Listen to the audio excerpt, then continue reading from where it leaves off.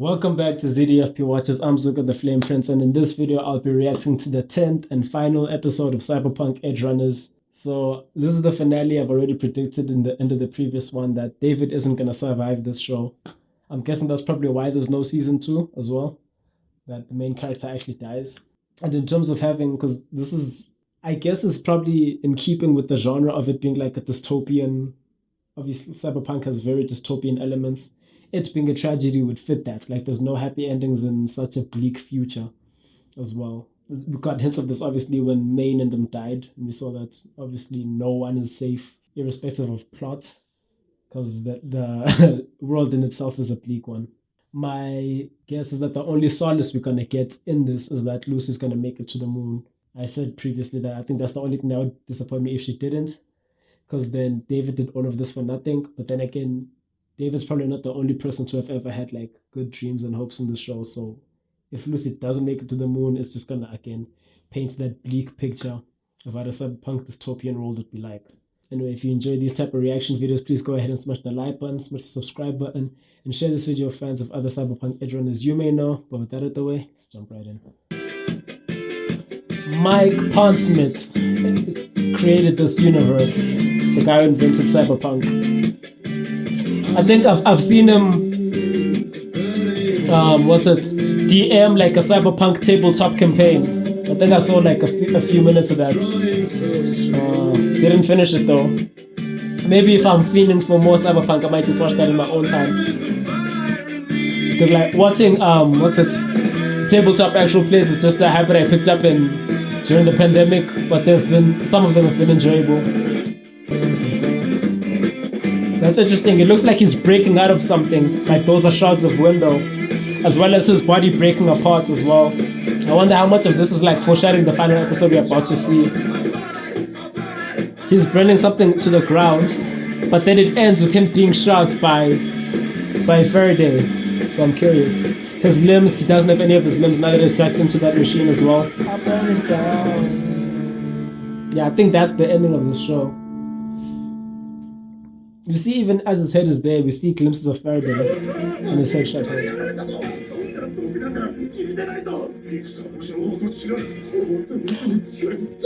Alright, so from the scene, it seems like, let me keep it playing. It seems like Faraday also betrayed Arasaka, like he was trying to get to the higher ups. Oh no, he betrayed Militech, right? To get the Arasaka payday. And surely he is part of the deal, or he still hasn't figured that out. Are the immunosuppressants keeping him up as well?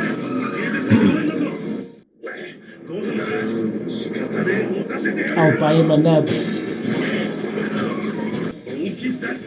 Harpoon.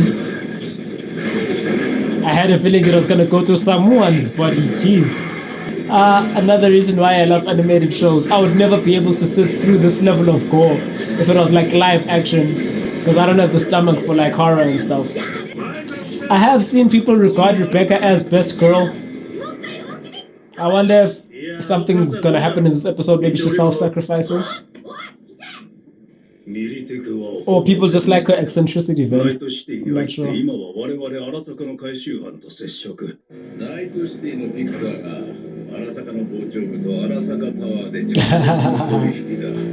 Is Arasaka gonna betray him?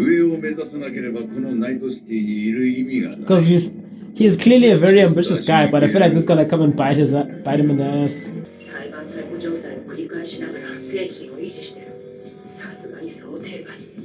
He's gliding along the edge. He's the edge runner. Ah, they said the thing.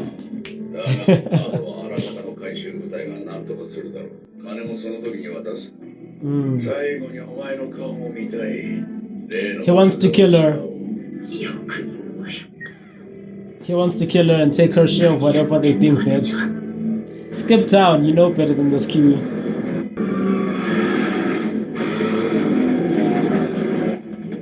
Oh shit. This is the same disillusionment Main was going through back when David was human, but the day after his mom died. He must be dreaming. That was so fucking dope though. Dope transitions. PR nightmare, I'm sure. That's what Arasaka was worried about. Yeah. Plus it's the last time.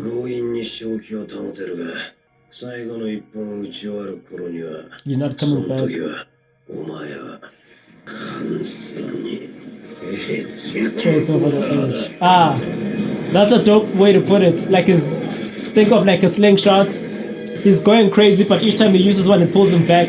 And then as soon as it's out of meds, it's gonna let him go crazy immediately. He was actually asleep for what seems like 5 minutes in the show. I could be wrong on that account. Gravity.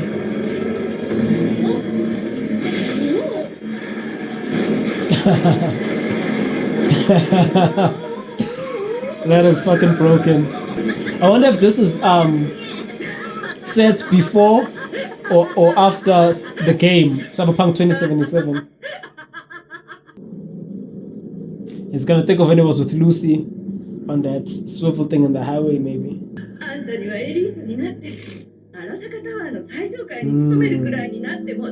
His mental is fucking out now.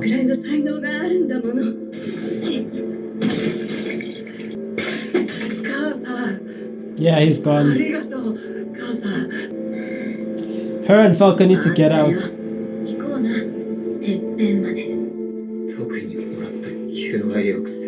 Yeah, this is what he told her. Drop him off at Arasaka, then leave. Yeah. He's gonna burn it all down, which ties into the opening. Oh, this is dope. Concise, but I'm already loving the callbacks and everything. And recognizing what was like the hints along the way. I don't know why Kiwi would trust Faraday. I knew she'd be trying to kill him. She should have known this. I'm disappointed in Kiwi, but she had better survival instincts than that.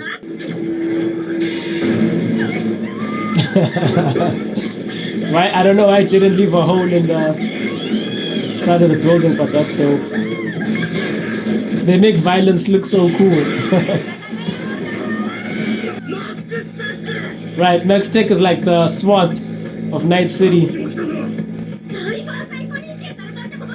And they fought the first cyberpsycho we see at the start of the show.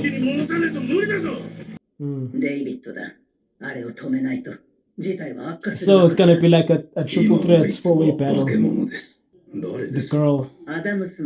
Oh shit, we're actually gonna see the battle.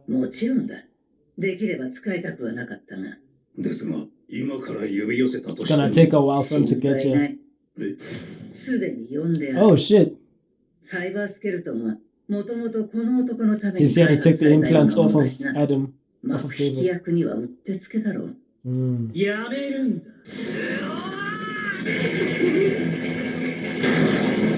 Yep. Holy shit. I don't even know how we got up there. Obviously not. New orders from Arasaka. Code Adam Smasher. At the end of the rope. Should have thought better though. I'm disappointed in. Though she probably would have. I guess if she didn't come meet him, he wouldn't have paid her a share.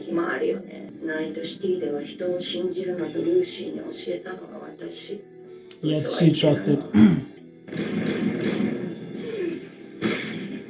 Frying them as she dies. Nasty business. Nasty work. Holy shit. Alright, you can control gravity. But he's not in there, he's in the AV.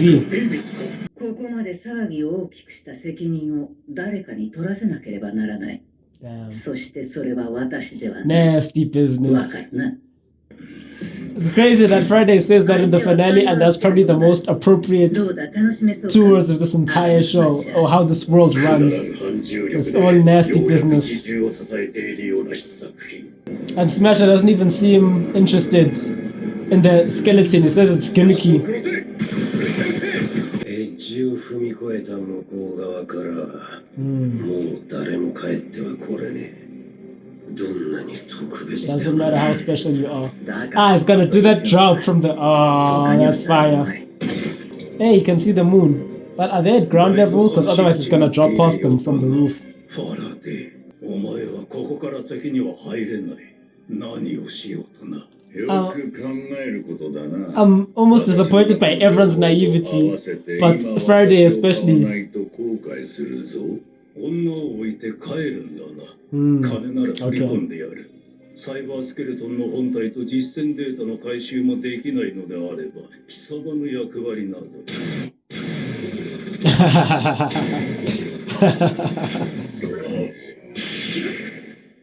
Holy shit, that must be so terrifying.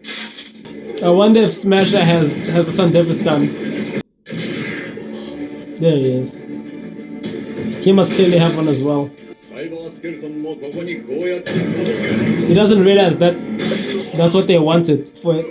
They didn't want the cyberskeleton in the building. And he just lost his leg, so what we saw in the opening was a red herring. Also, David meeting his hero, Boogeyman of Legend.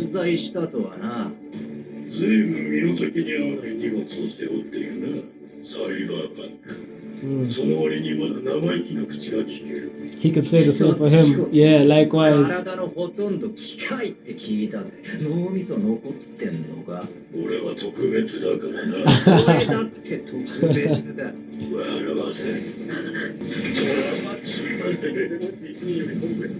They left his mom, is gonna kill them for that.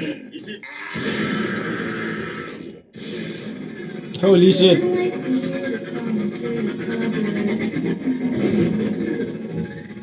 Holy shit. Smasher trying to keep up. This is like the song they were playing when they were on the moon.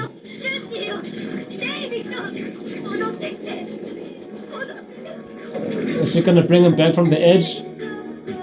Right, this is a callback to episode 3. Crazy. He should tell her to go to the moon.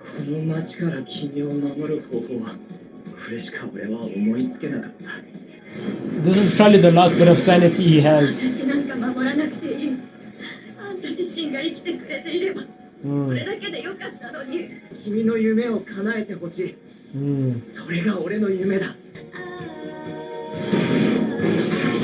That could not have been a soft landing. Oh, Smash is actually crazy. Yeah, so the intro was a false lead. Take Lucy, get out of here.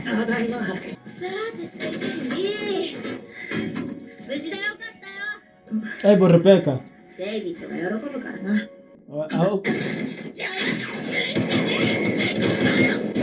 Holy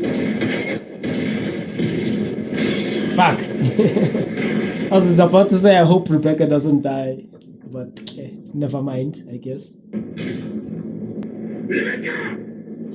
Holy shit. Holy shit. Yeah, I think Lucy's the only one who survives this. Changing my shit. I'ma be disappointed if David doesn't at least take Smasher out with him. Can't you hack Smasher? Holy shit, he's not even human under that skull. Looks like he's got like, I don't know if it's a gorilla. What is Smasher even? Oh, I think Smasher's thing is he's already a psycho, but he's like a functioning psycho. That might be it. Is this the end for David?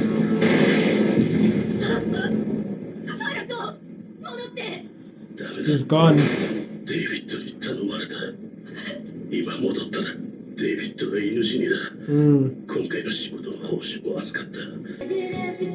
Yeah, he really did throw his life away though. Living life on the edge. A run well spent, I'd say.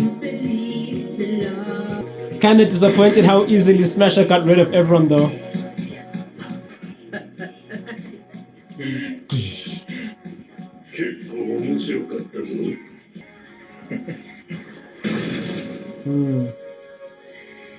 So the intro kind of gave us a hint that he'd die being headshot.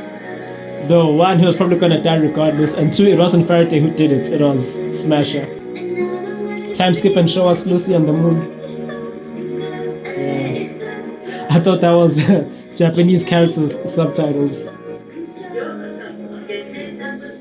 Oh, it's a tour. People don't even live here. Well, at least she made it. I should kind of go to their spot, sit down and look at the moon. Yeah, it feels different without him though. Yeah. Her memories. She's gonna break down. Fuck, that's sad though.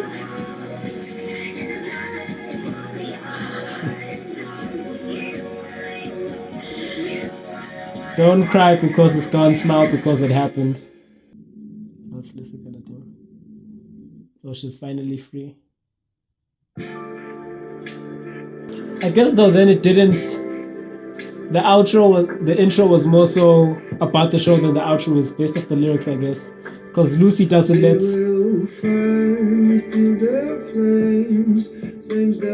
Okay, Arasaka fought the flames. Let's see. Make the city burn. They did that in their conflict. Okay, so I thought this was Lucy's song. I think both songs are David's song. Like all the other times watching, I thought it was both theirs. But he let her down by not being able to make it to the moon with him. That's my interpretation of the songs after having finished the series anyway. Yeah, this must be from David's path. He wanted to be strong enough to protect her from the city, etc., etc. I'm watching this ending for the last time, as far as these reactions are concerned anyway. So I'm letting it play out.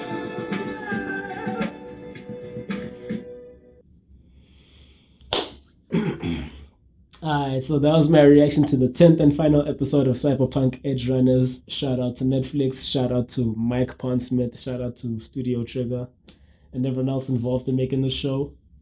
This was actually very fire. Also, this is from someone who's never been like a fan of, I guess, Netflix original animes, if you can call it that.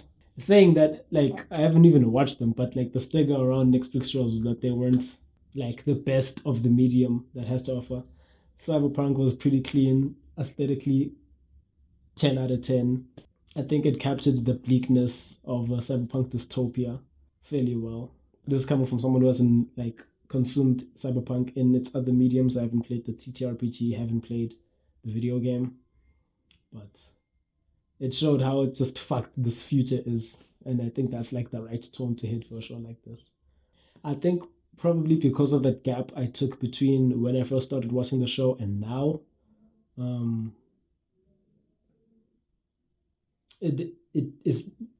there's a bit of just lower my chair. There's a bit of distance between me and the characters, so I don't know if I'd managed to finish it all in that first time that I started watching it, if I'd be like shedding a tear for David. But then also I knew by episode 9 that given us all the death flags that he's not gonna make it. Falco survived. Rebecca, I didn't expect her to just go out like that. People were like, I've seen people say she's like the best girl in the show. I figured she does like some heroic sacrifice, and from how she died, just stepping outside and then smash landing on her, I feel like she could have just survived if she stayed in the car with Lucy. But that's me though. But yeah, man, overall this was a dope show. I'm trying to think where I would rank it in the shows I've watched. Yeah, I think it's about an A tier show. It's not like the greatest, or let me say most captivating story I've experienced in terms of like the plot and stuff. Visually stunning though. It's like visually a 10 out of 10. The story was good. Great introduction to the cyberpunk universe as well. But yeah, man, I've been Zuko the Flame Prince. If you enjoyed these videos, please go ahead and smash the like button, smash the subscribe button. Share this video with other fans of Cyberpunk you may know. Now that I've completed this show, I'm still undecided between which shows I should watch. Either I've got Invincible season 2 and season 3, which I need to start. Well, I've seen the first episode, but I haven't uploaded it. And I've got Legend of Vox Machina, which I haven't started reacting to that. But as I've mentioned, I've got a brief history of playing D&D during the pandemic.